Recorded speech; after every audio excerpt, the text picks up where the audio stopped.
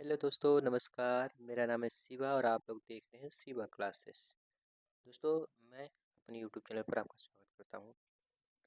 दोस्तों, जैसा कि आप लोगों ने थंबनेल पर देख ही लिया है, दोस्तों मैं पहले 40 क्वेश्चन जो 1 घंटे में करवाता था, लेकिन जो है दोस्तों मैं आप लोगों के बारे में सोचा। मैं सोचा कि जब मुझे क्वेश्चन करवाना ही है तो टाइम क्यों बर्बाद किया जाए। ठीक है दोस्तों, चलिए तो हमारा क्वेश्चन रहेगा 40 क्वेश्चन 20 मिनट में आपको इस सारे क्वेश्चन मैं करवाऊँगा। ठीक है। और दोस्तों आपसे निवेदन है कि यदि हमारी क्लास आपको अच्छी लगे तो प्लीज़ आप छोटा सा कमेंट और हमारे क्लास के बारे में भी बताइए। ठीक है। और दोस्तों यदि आपको अच्छा लगे हमारा क्लास तो प्लीज़ सब्सक्राइब लाइक शेयर कर दीजिएगा। ठीक है दोस्तों, मैं आपसे 50 सब्सक्राइब मांग रहा हूँ केवल दोस्तों, ज़्यादा नहीं, केवल 50 सब्सक्राइब। दोस्तों 50 सब्सक्राइब होने से जो है हमारा यूट्यूब जो है हमारे वीडियो को भी प्रमोट करेगा दोस्तों, और मैं आप लोगों के समक्ष लाइव आया करूँगा। ठीक है दोस्तों, तो चलिए, तो ज़्यादा देरी ना करते दोस्तों, सीधा हम अपने क्वेश्चन पर चलेंगे। कह रहा कि चांदी का सिक्का टका किसने चलवाया था? कुतुबुद्दीन ऐबक, इल्तुतमिश, बलबन, बहरम बहराम खान। किसने करवाया था दोस्तों? जल्दी से जल्दी आप कमेंट करिए। ठीक है। देखिए दोस्तों, आप लोग हिंदी का प्रैक्टिस सेट कर लीजिएगा क्योंकि मैं करवाया था दोस्तों। ठीक है। और आज दोस्तों ये हमारा है जीएस का। ठीक है। तो चलिए मैं इसका आंसर देता हूँ आपको। इल्तुतमिश किसने करवाया था दोस्तों? Iltutmish, option number B.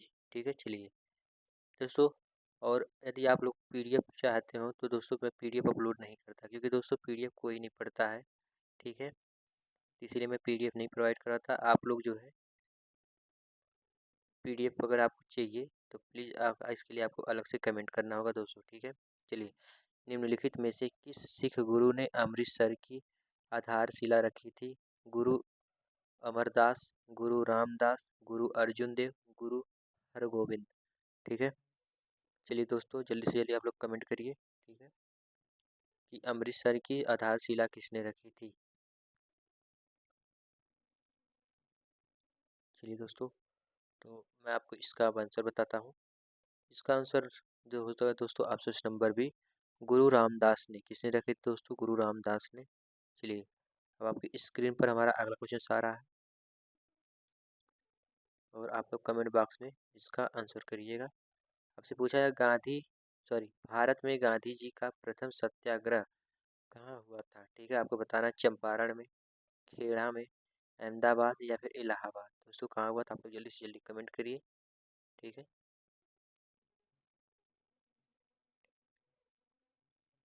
और दोस्तों आप लोग अपने दोस्तों में भी शेयर करिएगा। ठीक है दोस्तों, तो चलिए आइए हम इसका आपको आंसर बताते हैं दोस्तों। ये होगा चंपारण। कहाँ पे होगा दोस्तों? चंपारण, ऑप्शन नंबर ए में। ठीक है दोस्तों।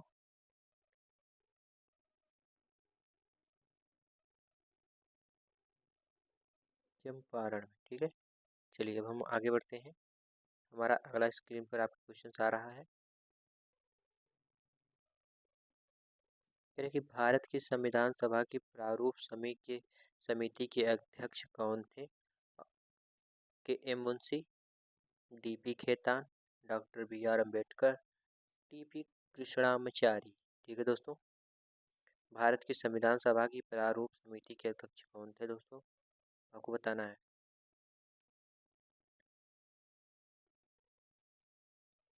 चलिए, आप लोगों ने इसका आंसर कर दिए होंगे तो मैं बताता हूँ कि वो थे doctor B R Ambedkar, option number C. ठीक है दोस्तों, कौन? Doctor B R Ambedkar. ठीक है दोस्तों। चलिए अब हम लोग आगे बढ़ते हैं और आपकी स्क्रीन पर हमारा अगला क्वेश्चन आया। भारतीय संविधान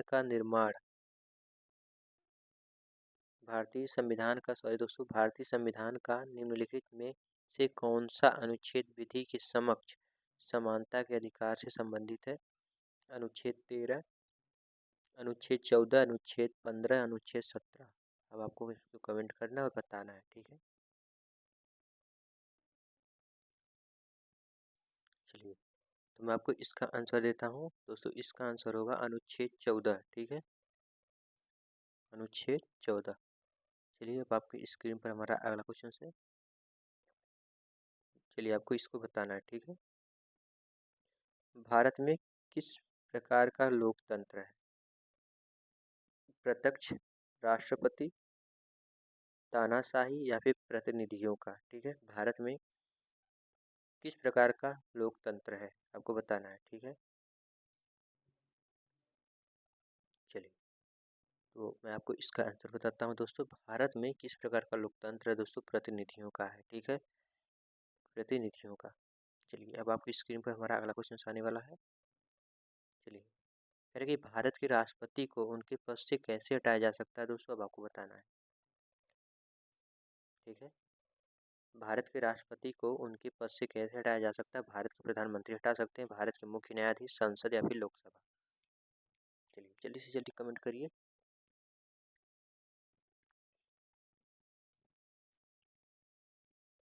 चलिए तो मैं आपको इसका आंसर बताता हूँ दोस्तों। संसद के द्वारा इन्हें हटाया जा सकता है, वो भी किसके द्वारा, महाभियोग लगाकर। ठीक है, राष्ट्रपति पर यदि हम महाभियोग लगा दें तो राष्ट्रपति को हम हटा सकते हैं। ठीक है दोस्तों, चलिए आपके चलिए दोस्तों यहाँ पे थोड़ा सा एडजस्ट कर लीजिएगा क्योंकि कट गया था, तो मैं इसको अलग से एडिट किया हूँ। चलिए आपसे पूछा जा रहा है कि लोकसभा की बैठक आयोजित करने के लिए न्यूनतम कितनी संख्या में सदस्य उपस्थित होने चाहिए। कुल सदस्य का एक चौथाई भाग, 10वां भाग, 50वां, न्यूनतम 100 सदस्य। ठीक है दोस्तों, आपको बताना है।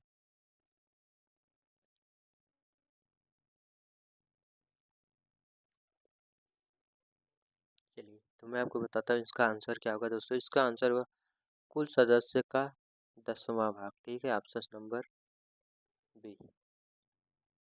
चलिए अब आपकी स्क्रीन पर हमारा अगला क्वेश्चन आने वाला है दोस्तों। कह रहे कि ब्रह्मांड में अध्ययन को किस नाम से जाना जाता है। कॉस्मोलॉजी, एंट्रोलॉजी, निम्नोलॉजी या फिर सिस्मोलॉजी, किस नाम से जाना जाता है। ठीक है,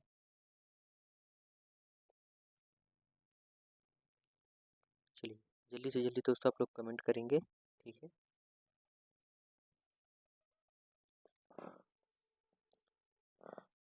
चलिए तो मैं आपको इसका आंसर बताता हूँ दोस्तों। ब्रह्मांड के अध्ययन को सिस्मोलॉजी के नाम से दोस्तों हम लोग जानते हैं। ठीक है, ऑप्शन नंबर सी। चलिए हम आगे बढ़ते हैं। ये देखिए इसका आंसर क्या होगा अगला का। सॉरी दोस्तों, इसका होगा कॉस्मोलॉजी। ठीक है, कॉस्मोलॉजी होगा दोस्तों, क्योंकि दोस्तों गलतियाँ तो हम ही लोगों से होती है दोस्तों, कोई बात नहीं। चलिए कॉस्मोलॉजी।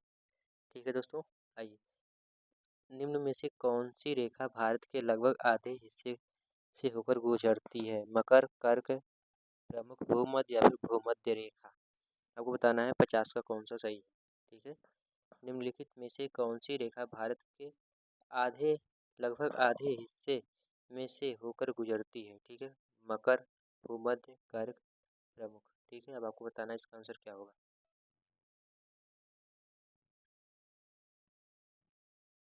चलिए तो जल्दी से जल्दी दोस्तों आप लोग कमेंट करिए। ठीक है दोस्तों, इसका आंसर होगा कर्क रेखा। कौन सा रेखा होगा दोस्तों, कर्क रेखा। ठीक है, ऑप्शन नंबर बी, कर्क रेखा। चलिए अब हम लोग आगे बढ़ते हैं। कह रहा कि भारत के किस राज्य में सर्वाधिक वर्षा होती है दोस्तों, अब आपको बताना है। मेघालय, राजस्थान, उत्तराखंड, केरल। कहाँ पे होती है दोस्तों, जल्दी से जल्दी आप लोग इसका कमेंट करके बताइए आप कहाँ होती है। भारत के किस राज्य में सर्वाधिक वर्षा होती है। मेघालय, राजस्थान, उत्तराखंड, केरल। ठीक है,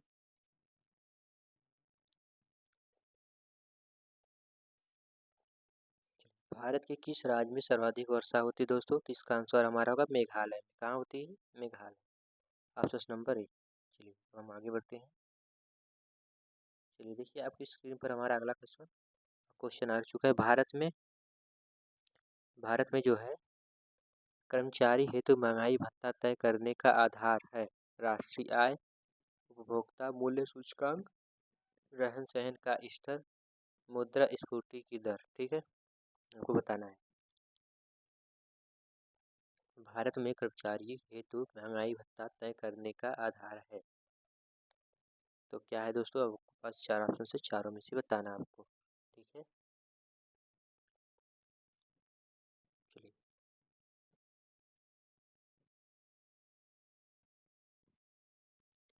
तो इसका आंसर मैं बताता हूँ आपको। इसका आंसर होगा उपभोक्ता मूल्य सूचकांक। क्या होगा दोस्तों?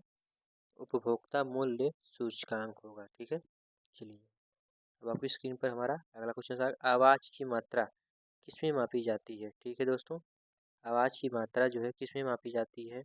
डेसिबल, हर्ट्ज, एम्पलीफायर या फिर एकैस्टिक्स। ठीक है, एकैस्टिक्स में। ठीक है, एम्पलीफायर, डेसिबल या हर्ट्ज। आवाज़ की मात्रा माप जो है किसमें मापा जाता है? ठीक है, आवाज़ की माप का मात्रक क्या है भी कह सकते हैं दोस्तों, वो हमारा क्वेश्चन है और आपसे भी पूछ सकता है आवाज़ की मात्रा किसमें मापी जाती है। ठीक है दोस्तों, तो वह होता है, आपको यही बताना है। ठीक है, चलिए तो मैं आपको बताता हूँ, इसका होगा हर्ट्ज, ऑप्शन नंबर बी। ठीक है, चलिए अब आपकी स्क्रीन पर हमारा अगला क्वेश्चन आ गया है। कह रहा है कि जब बर्फ पानी के ऊपर तैरती है तब इसका हिस्सा पानी के बाहर रहता है। दोस्तों कौन सा रहता है? 0.5, 0.3 या फिर 0.1 या 1? कौन सा होगा? ठीक है, अब आपको बताना है।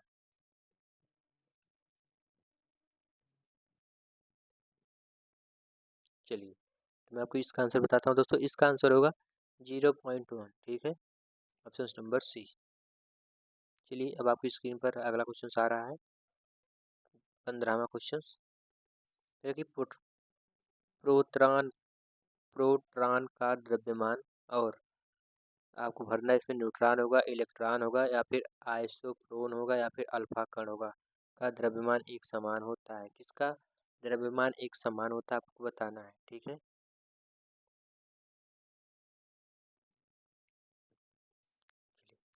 आपके पास जो है 4 ऑप्शन भी है, तो आपको ये बताना है। ठीक है,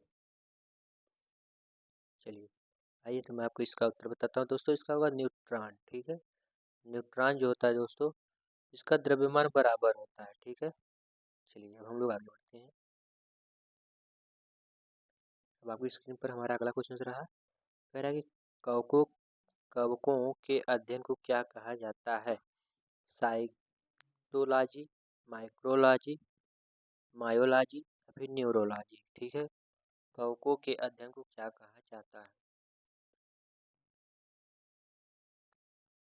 अब आपको बताना है। ठीक है, साइटोलॉजी, माइकोलॉजी, न्यूरोलॉजी या फिर माइक्रोलॉजी क्या कहलाता है? ठीक है, चलिए आइए मैं इसका उत्तर उत्तर बताता हूँ आपको दोस्तों। इसका होगा माइकोलॉजी। ठीक है, कौन सा होगा? Mycology, option number C. ठीक है दोस्तों, चलिए अब आपकी स्क्रीन पर हमारा अगला क्वेश्चन आ गया। आपसे पूछा जा रहा है क्लोरोफिल में क्या होता है? ठीक है, सोडियम, मैग्नीशियम या फिर मैग्नीज या फिर मैग्नीशियम या फिर पोटेशियम। ठीक है दोस्तों, अब आपको बताना है इन चारों में से कौन सा सही है। क्लोरोफिल में क्या होता है? मैग्नीशियम, पोटेशियम, सोडियम, फिर मैग्नीज। ठीक है, अब आपको बताना है जल्दी से दोस्तों।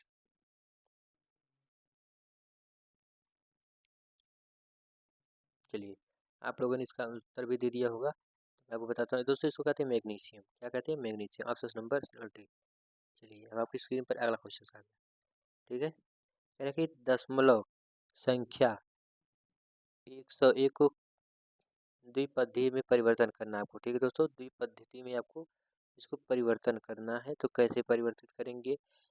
1100 101 लिखेंगे, फिर 1100 111 करके लिखेंगे, या फिर 110101 करेंगे, या फिर 1001 कहेंगे।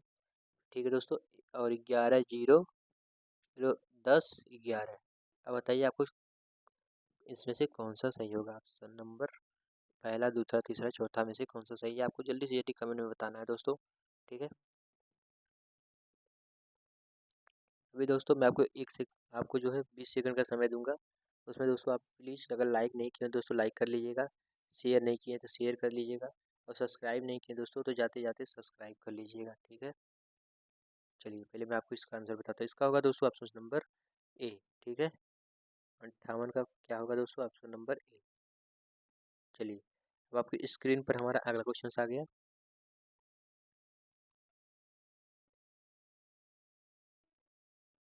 चलिए कह रहा है कि इकोलॉजी शब्द की संरचना किसने की थी? ठीक, अर्नेस्ट हेकल, जी एवलिन हचिंसन, ठीक है, या फिर रॉबर्ट ब्राउन, या फिर आंगो डी राइस, ठीक है। अब आपको बताना है इन चारों में से कौन सा सही है। इकोलॉजी शब्द की संरचना किसने की थी? अर्नेस्ट हेकल्स, जी एविलन हचिंग्स, रॉबर्ट ब्राउन, या फिर आंगो डी राइस। अब आपको बताना है, ठीक है, कौन सा सही होगा। चलिए, तो आपको कमेंट जल्दी से जल्दी दोस्तों करिएगा, ठीक है। चलिए, तो इसका होगा अर्नेस्ट हेकल्स, ठीक है दोस्तों, ऑप्शन नंबर ए, जो कि हमारा दोस्तों सही है। चलिए, अब आपकी स्क्रीन पर हमारा अगला क्वेश्चन आ गया। कहला एक जिले में सामान्य प्रशासन का प्रमुख कौन होता है? दोस्तों आपसे पूछा है, प्रमुख होता है, ठीक है। तो दोस्तों इसका आंसर होगा, कौन सा होगा? पुलिस अधिकारी होता है, या फिर जिलाधिकारी होता है, जिला न्यायाधीश होता है, जिला का विकास अधिकारी होता है। कौन सा होता है दोस्तों? इसमें आपको बताना है ऑप्शन नंबर कौन सा सही होगा, पहला, दूसरा, तीसरा, चौथा, ठीक है। चलिए, तो जल्दी से जल्दी इसका कमेंट करिए दोस्तों, और आपसे निवेदन है कि आप लोग मेरे चैनल को जाते जाते सब्सक्राइब कर लीजिएगा। चलिए, मैं आपको बताता हूँ, इसका होगा जिला अधिकारी, ठीक है। जिले में समान प्रशासन का प्रमुख कौन होता है दोस्तों? जिला अधिकारी होता है। चलिए आइए आगे बढ़ते हैं। आपसे पूछा जा रहा है, निम्न में से किस राज्य में दंपा टाइगर रिजर्व है स्थित है? असम, मिजोरम, कर्नाटक, उड़ीसा, ठीक है। तो आपको बताना है, जल्दी से जल्दी कमेंट के बॉक्स में आपको कमेंट करना है।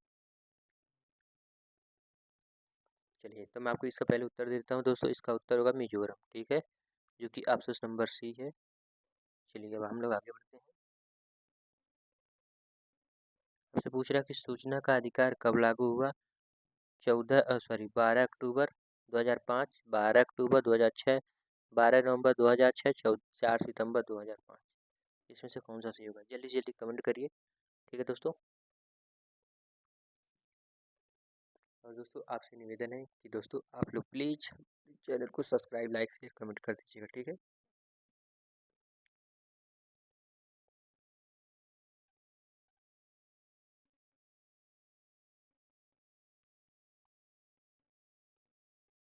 चलिए दोस्तों, अभी एक क्वेश्चन कटा है, अभी कहीं आगे पीछे होगा, ठीक है, आपको जल्दी से मिल जाएगा। आपको 62 नंबर बताना, सूचना का अधिकार कब लागू।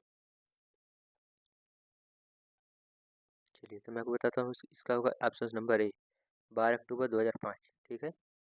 चलिए, अब आपकी स्क्रीन पर अगला क्वेश्चन आ गया है कि अन्वेषण के दौरान झूठ पकड़ने के लिए निम्न में से किसका प्रयोग किया जाता है, ठीक है। तो इस आपको बताना है इसमें से किसका हम प्रयोग करेंगे झूठ पकड़ने के लिए। नार्कोटिक्स, पॉलीग्राफ टेस्ट से उपयुक्त सभी, या फिर ब्रेन मैपिंग टेस्ट। आपको बताना है इन सबका कौन सा सही होगा, ठीक है।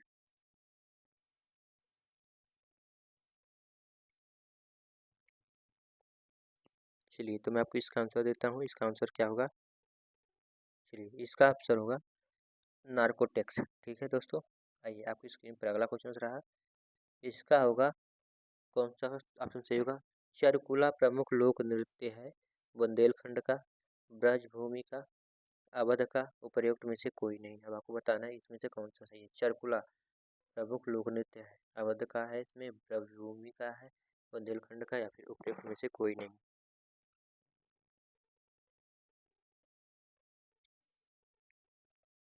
चलिए, तो मैं आपको इसका आंसर बताता हूँ दोस्तों। इसका होगा अवध का, ठीक है, ऑप्शन नंबर सी।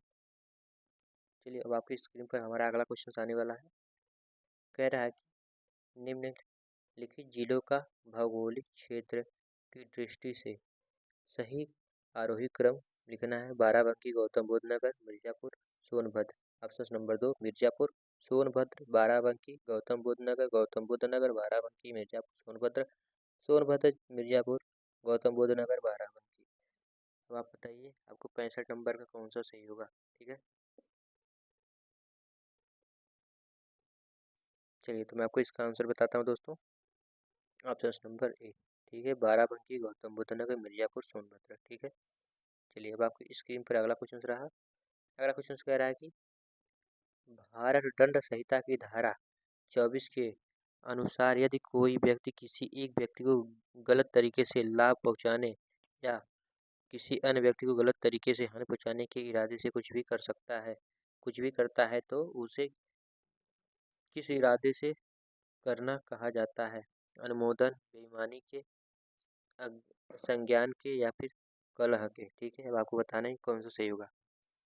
भारतीय दंड संहिता की धारा 24 के अनुसार यदि कोई व्यक्ति किसी एक व्यक्ति को गलत तरीके से लाभ या हानि पहुंचाने के इरादे से कोई काम कर रहा है तो उसे किस इरादे से कहना इरादे से करना कहा जाता है। ठीक है, बेईमानी, अनुमोदक, संज्ञान के, कलह के। ठीक है, तो आपको बताना है ऑप्शन नंबर कौन सा सही है। चलिए, तो इसका होगा बेईमानी। ठीक है, जो कि ऑप्शन नंबर सी एकदम साफ साफ दिख रहा है दोस्तों हमें। चलिए, आइए थोड़ा सा हम आगे बढ़ते हैं। कह रहा है कि भारत दंड संहिता की धारा 375 और 376 के विषय में है, हत्या करने के विषय में है, या फिर दोस्तों बलात्कार सहित दूसरे यौन अपराध, या फिर प्राकृतिक अपराध, या फिर खतरनाक हथियारों का उपयोग कर स्वेच्छा से चोट पहुंचाना। ठीक है, आपको बताना है इसमें कौन सा सही है। ठीक है, चलिए इसका होगा दोस्तों बलात्कार सहित दूसरे यौन अपराध में। ठीक है, ऑप्शन नंबर बी। चलिए, आइए अब आपको बताना है इसका क्या होगा। कह रहे कि यदि एक लोक सेवक अनुसूचित जाति या अनुसूचित जनजाति से संबंधित अपने कर्तव्य की उपेक्षा करता है तो उसे अनुसूचित जाति और अनुसूचित जनजाति अधिनियम की धारा 4 के तहत अधिकतम कितनी अवधि के लिए दंड दिया जा सकता है। उसे कितने दिन, 12 महीने, 24 महीने, 3 महीने, 6 महीने। आपको बताना है कि 68 नंबर का कौन सा आंसर होगा। ठीक है, चलिए दोस्तों जल्दी से कमेंट करिए इसके बारे में कौन सा हमारा सही है।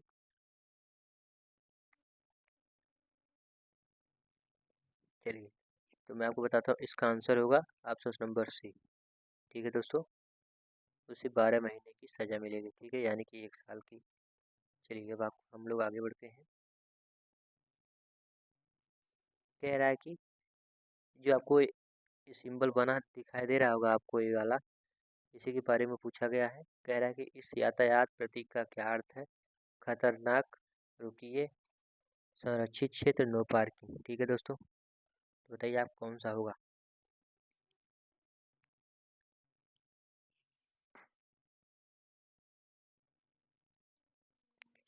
चलिए, तो मैं अब आगे बढ़ता हूँ दोस्तों। इसका होगा रुकिए। ठीक है दोस्तों, चलिए हम लोग आगे बढ़ते हैं। कह रहा है कि सूचना का अधिकार अधिनियम के प्रावधानों के तहत भारत का कोई भी नागरिक लोक सेवा अधिकरण या फिर संबंधित विभागों के मंत्रियों से या फिर राष्ट्रपति या फिर अदालत से जानकारी का अनुरोध कर सकता है। दोस्तों किससे ये कर सकता है। ठीक है, अनुरोध किससे कर सकता है, अब आपको बताना है। 4 ऑप्शन भी है, अब जल्दी से जल्दी कमेंट कर देना है आपको। ठीक है दोस्तों, जो कि दोस्तों आपको मैं सोचा था 40 मिनट 20 मिनट में कराने के लिए, लेकिन दोस्तों 10 मिनट ज़्यादा हो गया है, हो जाएगा। ठीक है, कोई बात नहीं दोस्तों, आगे से टाइम मैनेज कर लेंगे धीरे धीरे।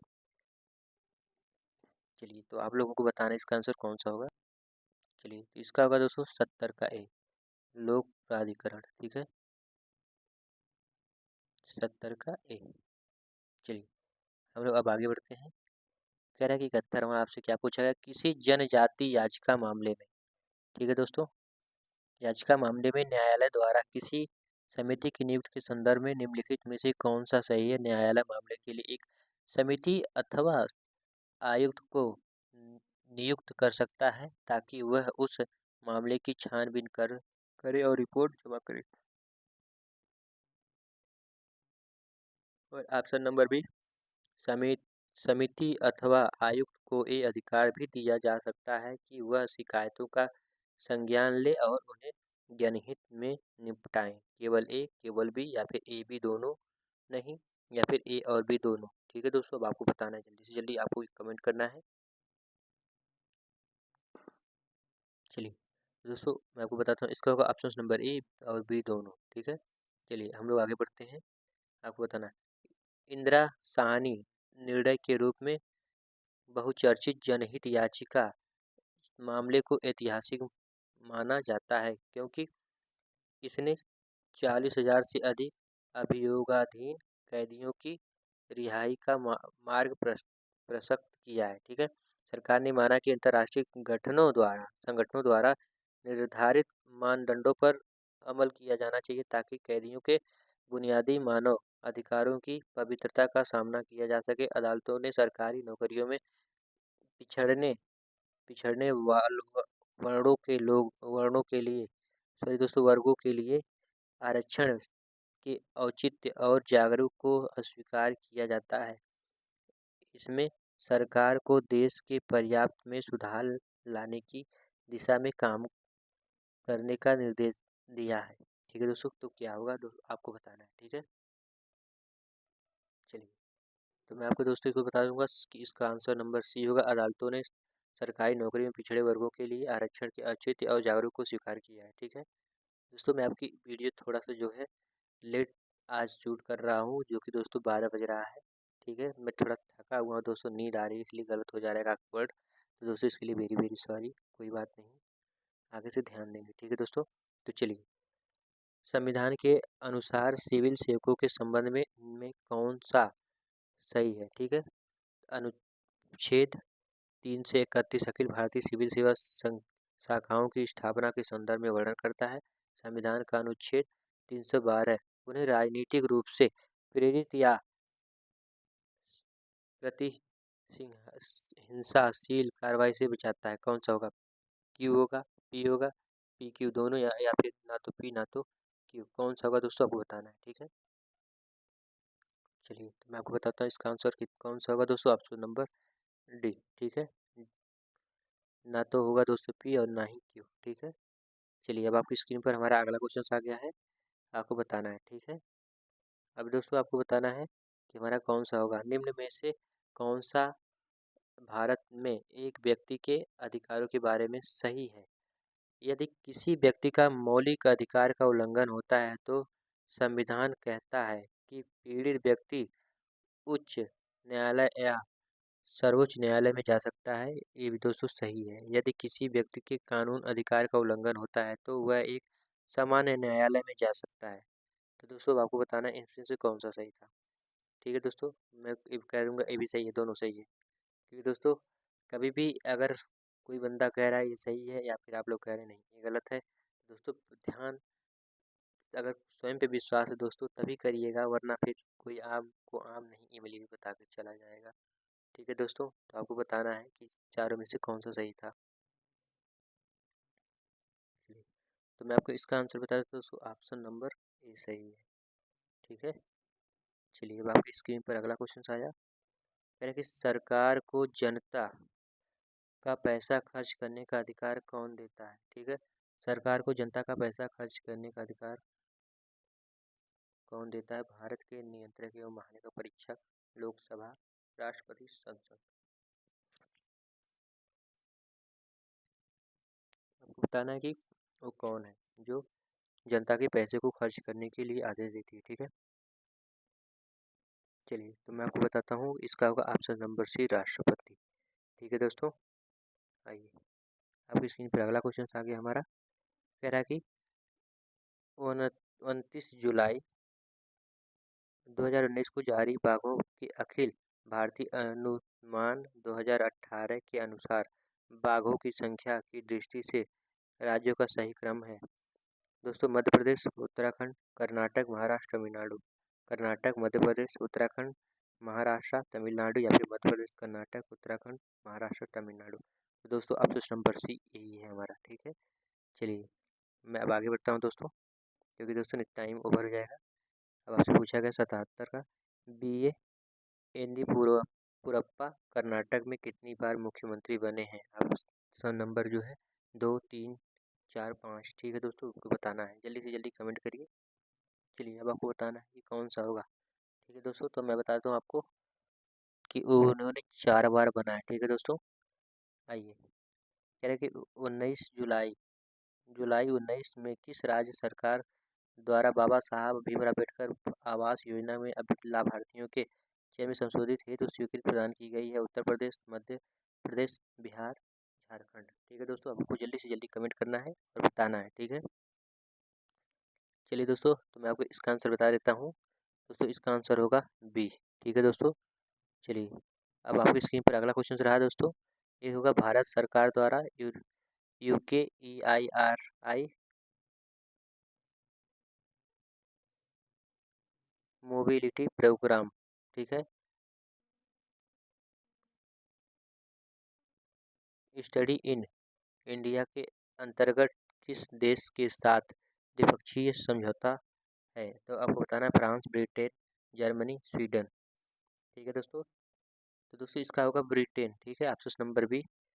और चलिए हमारा लास्ट क्वेश्चन रहा और आखिरी क्वेश्चन रहा आज का, है कि भारत के किस राज्य द्वारा निजी औद्योगिक इकाइयों और कारखानों में स्थानीय लोगों हेतु नौकरियों के में आरक्षण देने की व्यवस्था की गई है? आंध्र प्रदेश, तमिलनाडु, कर्नाटक या फिर केरल? अब आपको बताना है दोस्तों।